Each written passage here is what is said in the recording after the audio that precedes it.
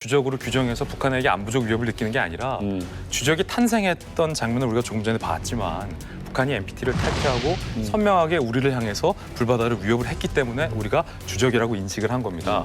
지금 북한의 안보 위협은 그때보다 훨씬 더 구체화되고 고도화됐습니다.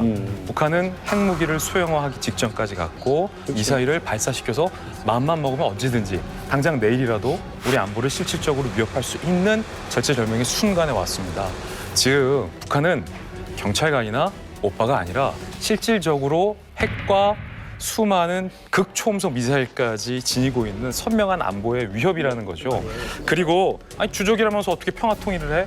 라는 게 이질적으로 느낄 수 있습니다. 하지만 이 주적이라는 개념은 아까 고성균 장군님이 말씀하셨듯이 철저히 군사적인 용어고 국방백서에서 주적이라고 규정할 수 있느냐 없느냐의 문제입니다. 다시 말해서 전쟁 중인 국가에서도 협상을 합니다.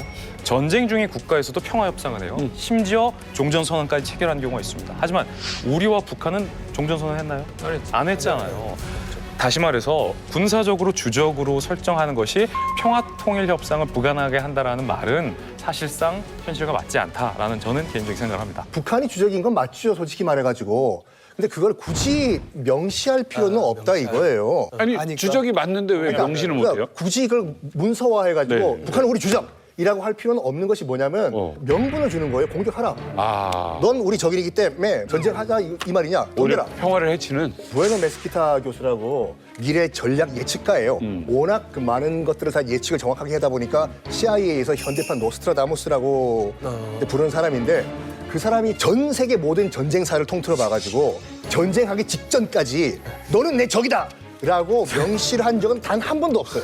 한순간 선전포고이거든요. 그러니까 실질적으로 적은 맞는데 그걸 굳이 그걸 명시화시켜가지고 상대편에게 명분을 줄 필요는 없다 이거죠. 그러니까 국제안보는 정말 내로남불이에요. 한번 생각해 보세요. 모든 나라가 국방부가 있죠.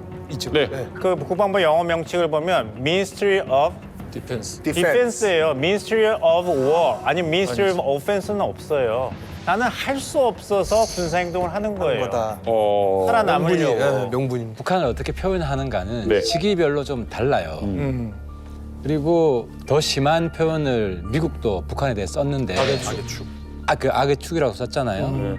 북한과 이란, 이라크를 대표적인 대량 살상 무기 개발국이자 테러 지원국으로 지목했습니다.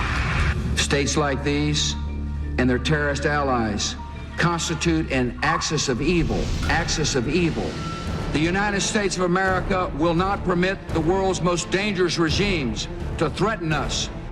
이거는 주적보다도 훨씬 더 강도가 높은 센 이야기예요. 그러니까 단순히 군사적 의미뿐만 아니라 윤리, 도덕, 종교적 의미 다 몰아넣어서 적대감 고취시키는 말을 했어요. 그게 무슨 말이냐면 그러니까 주적이란 말도 박정희 정부 때 없었거든요.